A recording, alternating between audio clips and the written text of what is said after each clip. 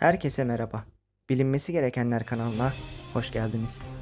Yeryüzü birçok gizeme ev sahipliği yapmaktadır ve gizemlerin her biri sabırla çözüleceği günü beklemektedir. Bu gizemlerden bir tanesi de oldukça belirsiz olan geçmişi sayesinde gizemli tarihini mitolojiyle birlikte sunan Paskalya Adası'dır.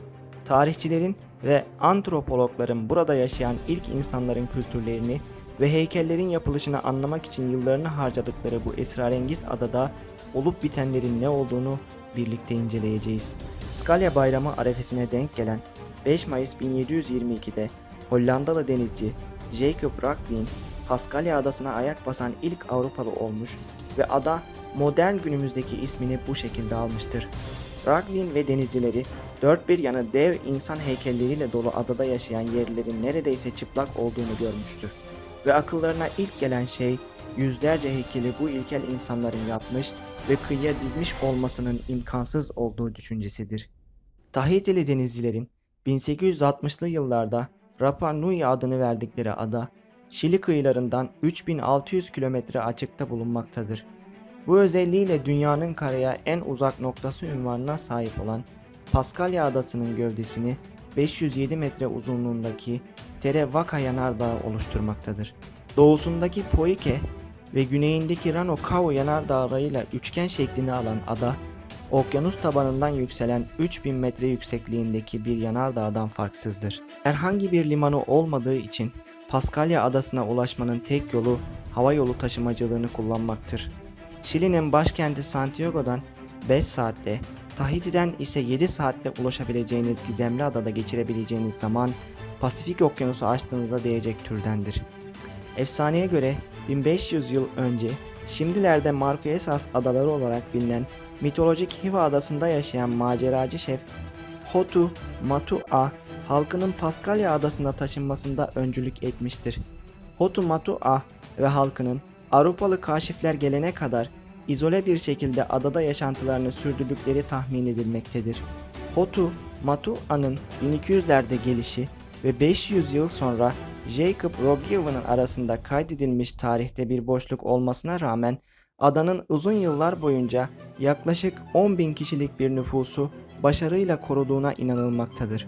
Ancak Avrupalılar geldiğinde Rapa Nui'nin nüfusu yaklaşık 2000-3000'e kadar düşmüştür. Adanın nüfusunun azalmasının büyük ölçüde ormansızlaşmadan kaynaklandığı düşünülmektedir.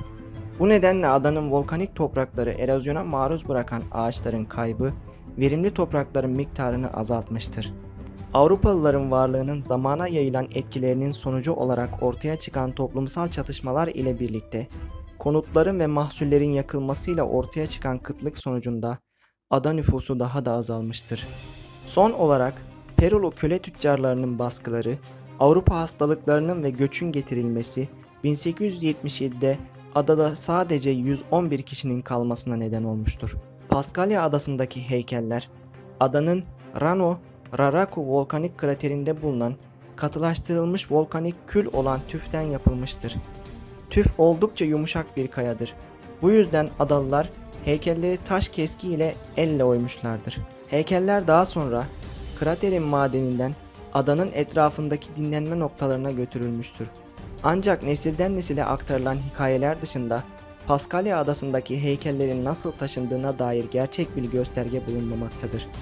Heykellerin çoğunun yer altında gömülü ve en ağırının 82 ton olduğu göz önüne alındığında bu çok etkileyici bir başarı olarak karşımıza çıkmıştır.